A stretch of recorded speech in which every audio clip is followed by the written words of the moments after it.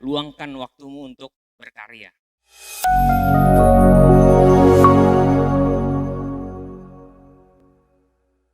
Bismillahirrahmanirrahim. Assalamualaikum warahmatullahi wabarakatuh.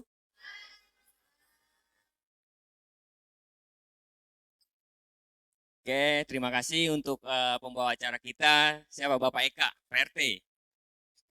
Oke, saat ini saya menjadi motivasi, tapi yang tepat bukan motivasi sih. Saya sama kayak kalian, masih tahap belajar, belum lulus, belum punya yayasan, belum punya perusahaan sendiri. Jadi masih tahap pembelajaran. Tapi aku menamainya ini sharing-sharing aja, berbagi kehidupan, berbagi pelajaran tentang pekerjaan ataupun kehidupan, gitu. Ya kan?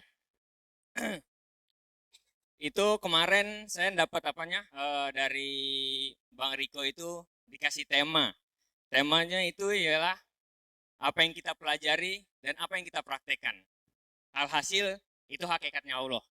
Yang penting kita belajar dulu dan sambil prakteknya. Oke, sebelumnya udah ada yang kenal dengan saya? Atau memang udah kenal semua nih? Oke, saya dengan Juan selaku divisi legalitas dan perpajakan, dan sementara saya hanya sendiri, belum ada partner. Tapi kedepannya pasti ada partner di bagian keuangan perpajakan. Saya sih berharap Rotua nih, karena saat ini Rotua lagi mendidik. Siapa yang dipelajarinya itu Mbak Ria itu. Jadi saya berharap adanya dengan Rotua ini nantinya kedepannya dia mengatur seluruh keuangan perpajakan. Karena saya juga nggak mungkin sendiri di sini gitu loh. Berbagi dualisme antara Subang dan Bogor gitu. Itu kedepannya sih yang pastinya. Oke, kalau mengenai itu kita sebelumnya flashback dulu gitu loh. Saya ingin berbagi cerita sedikit kenapa saya bisa sampai di sini gitu loh. Dan kalian juga bisa berpikir kenapa kalian juga bisa sampai di perusahaan Cipta Cerdas Mandiri gitu loh. Itu pasti ada tujuannya. Yaitu tujuannya mungkin Tuhan lagi merencanakan hal-hal yang positif terhadap kita gitu loh. Di tahun 2019 kita flashback ke belakang ya. Di tahun 2019 saya sempat retak kehidupan saya. Tidak ada titik terang gitu loh. Semuanya itu diambil sama Yang Maha Kuasa. Entah itu pekerjaan, entah itu orang yang dicintai, dan semua harta pun juga diambil. Sehingga tinggal sendiri gitu loh, di tahun 2019 gitu. Kita berbagi cerita aja ya. Semoga di sini ada pembelajaran gitu loh. Bukannya saya menceritakan tentang aib saya, tapi saya menceritakan tentang kehidupan. Di mana tentang kehidupan itu ada pembelajaran yang benar-benar kita terima, kita ambil positifnya, tapi buang negatifnya, gitu loh. Di tahun 2019 itu saya benar-benar hancur, sehancur-hancurnya, nggak ada lagi pertolongan siapapun kecuali orang tua, gitu loh. Oke, di tahun 2019 itu tepatnya. Setelah itu berjalan saya sana kemari mencari pekerjaan, yang dimana saat ini memang saya ijazahnya hanya SMA. Tapi insya Allah tahun-tahun ini saya melanjutkan sekolah atau mendaftarkan sekolah ke universitas terbuka, yaitu ngambil hukum. Dan Sabtu besok saya mendaftarkan, insya Allah. Karena kenapa saya melihatnya seperti ini?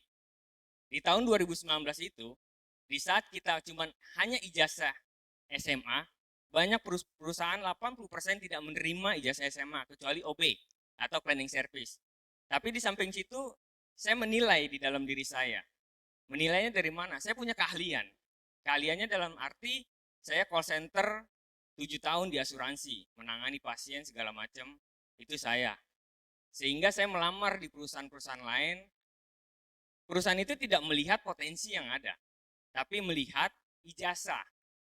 Nah, maka dari itu kita belajar. Bagi yang masih muda, gitu loh, masih pengen berkarir, tapi jangan melihat ijazahnya, tapi lanjutkanlah sekolahnya. Sehingga di situ ada ilmu di luar. Nggak cuma hanya ilmu di sini, tapi ilmu di luar kita harus kita dapatkan. sebagai pondasi kita untuk melangkah lebih baik, kan seperti itu. Nah, itu saya melihatnya seperti itu. Terus di tahun 2019 itu saya nggak punya apa-apa, benar. Benar kata ibu, kita ini tidak punya apa-apa. Kita ini bukan siapa-siapa dan tidak punya apa-apa. Jadi semuanya kita serahkan. Seiring berjalan di tahun 2019, 2020, 2021 itu saya udah mulai lelah, capek dengan kondisi yang ada. Sehingga pihak istri saya, mantan, itu menuntut untuk bisa menafkahi. Sehingga saya bilang sama orang tua saya, itu tepatnya di bulan Juni, saya bicara sama orang tua saya,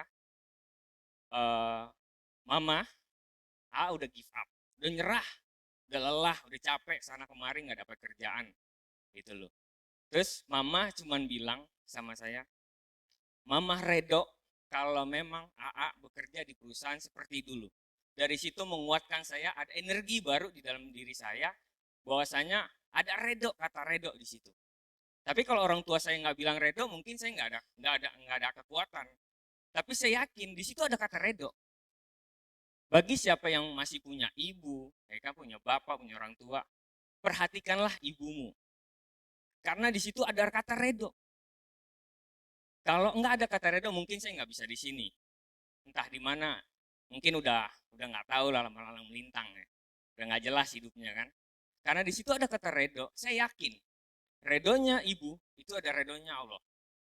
Insya Allah jalan akan terbuka. Dari situ, alhamdulillah, wa syukurillah, saya ditemukan sama Pak Wawan, sowan saya. Diajak Pak Rijal, mungkin ada yang kenal dengan Pak Rijal atau memang Mas Mondro gitu. Saya diajak, benar-benar saya diajak sowan ke Pak Wawan, temuilah Bu Pika atau Pak Angga. Memang udah jalannya Tuhan. Bukan karena jalannya Tuhan, karena memang ada redonya di situ. Kita mengambil sikapnya, saya berpositif, inilah redo.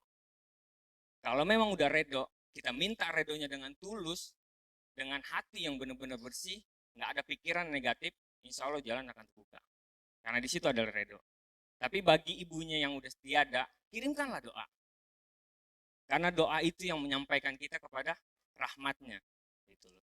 Pasti di situ ibu kita bahagia kalau memang ibu kita udah tiada. Tapi kalau ibu kita masih ada, jenguklah, cintailah, sayangilah, dan minta redonya.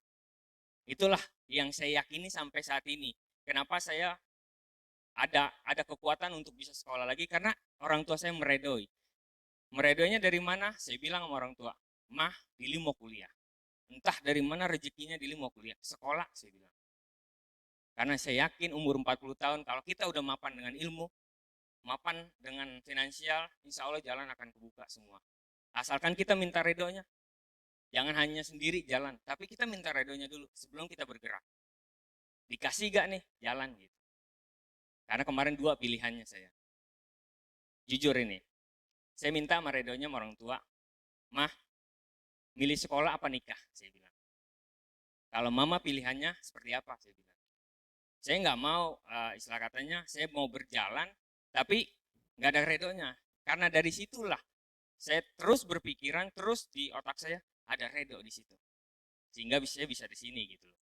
Saya bilang sama orang tua saya, Mah, kalau menurut mama, nikah atau kuliah? Saya bilang.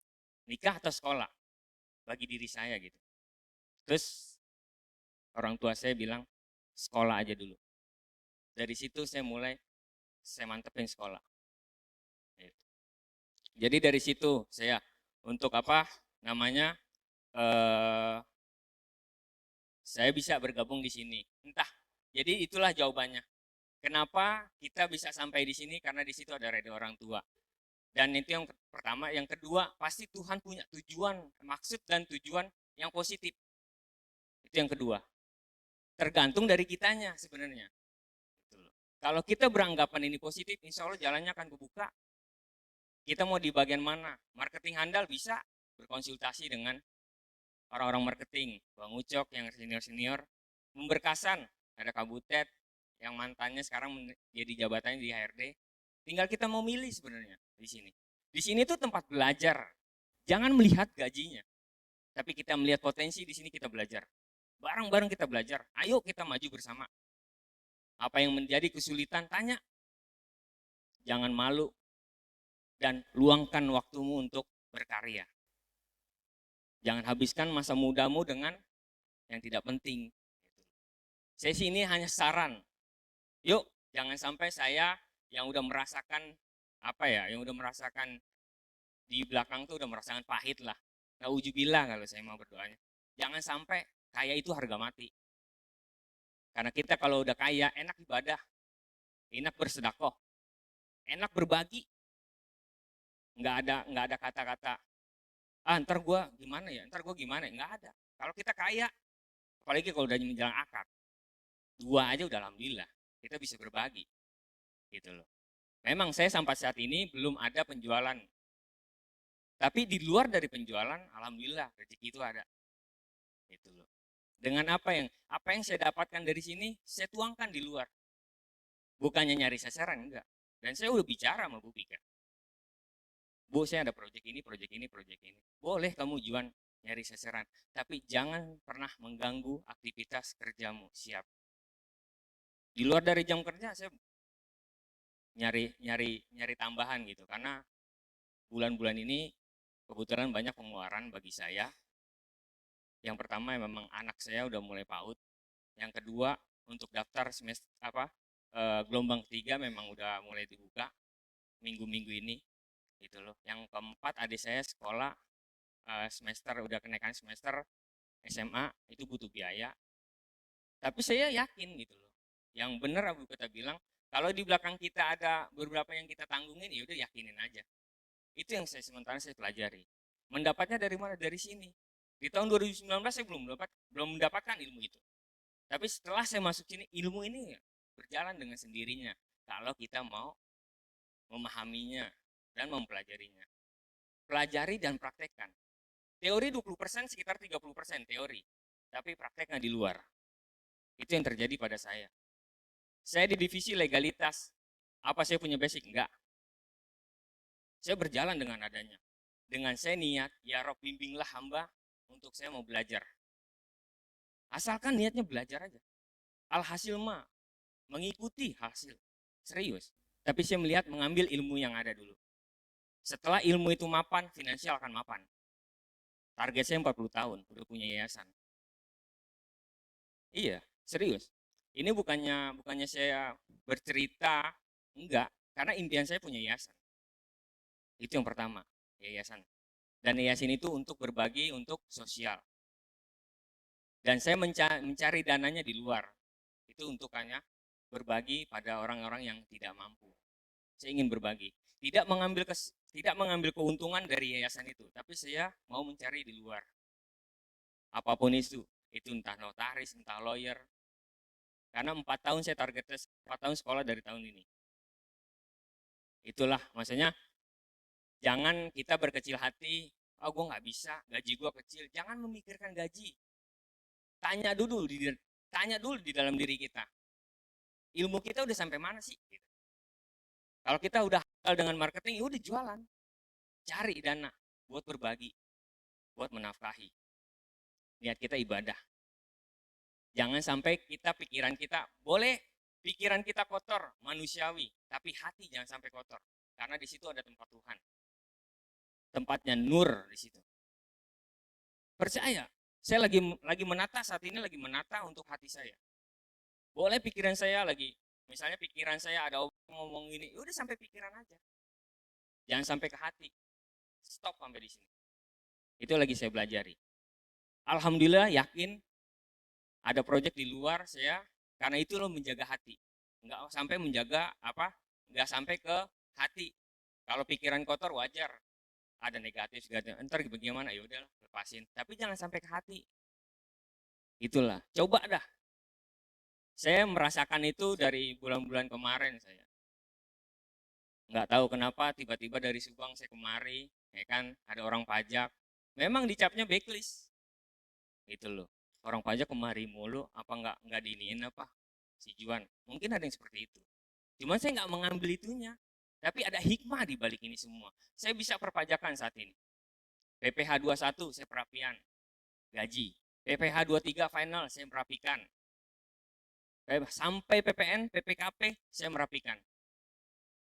Itu perjuangan saya. Karena apa? Saya niatnya belajar. Alhasil mau mengikuti. Kita punya kebutuhan sama. Kalian punya kebutuhan, saya punya kebutuhan. Sesuai dengan porsi yang ada. Gitu. Kalau masih muda mungkin nggak terlalu banyak kebutuhannya, makanya hidupnya enjoy. Tapi jangan sampai enjoy terlaluan. Jangan berada di zona nyamanmu. Karena kalau kita berada di zona nyaman, takutnya kita lalai. Kasihkan impian hanya impian, nggak terrealisasi. Jangan sampai. Kita masih muda, kita masih punya harapan untuk kedepannya, masih banyak orang yang kita kasihi, masih banyak keluarga kita yang harus kita nafkahi. Jangan sampai kita ngebuang-buang waktu yang tidak bermanfaat. Seperti itu. Gitu loh. Jadi mungkin itu yang bisa saya sampaikan. Kalau untuk perkembangan Subang mungkin ya bisa dibilang masih cat and fill, masih berjalan, dan rezekinya juga masih ada insya Allah gitu loh. Entah dari mana, entah dari sponsor dari mana, yang pastinya kita berbuat baik aja dulu. Jangan kita berpikiran negatif. Kalau orang mau ngomong sebelah kita negatif, udah sampai pikirin aja, sampai pikiran aja. Jangan sampai ke hati. Gitu. Itu lagi belajar saya banget. Itu saya banget lagi belajar, dan alhamdulillah hasilnya ada aja rezekinya. Saya nggak mau panjang lebar gitu loh, tapi yang pastinya di sini kita sama-sama belajar dan praktekkan gitu loh. Teori jangan sampai kebanyakan teori ketimbang prakteknya. Takutnya apa? Cuman hanya omong kosong, nggak ada isinya gitu loh. Yang dilihat realitanya gitu. Jadi kalau memang mau belajar teorinya 30%, 70%-nya praktek. Pasti ada hasilnya. Gitu loh. Mungkin itu aja yang bisa saya sampaikan. Semoga bisa bermanfaat apa yang saya bicarakan. Inilah pengalaman saya, pembelajaran saya sampai tahap ini. Alhamdulillah masih enjoy saya. Saya nggak terlalu banyak beban pikiran. Mungkin itu aja yang bisa saya sampaikan. Kurang lebihnya mohon maaf. Semoga semoga di balik ini ada hikmahnya, ada pembelajaran. Ambil baiknya. Kalau memang ada perkataan saya tentang negatif, tentang kritik, tolong itu dibuang. Mohon maaf sebesar-besarnya. Wabillahi taufiq wal hidayah. Wassalamualaikum warahmatullahi wabarakatuh.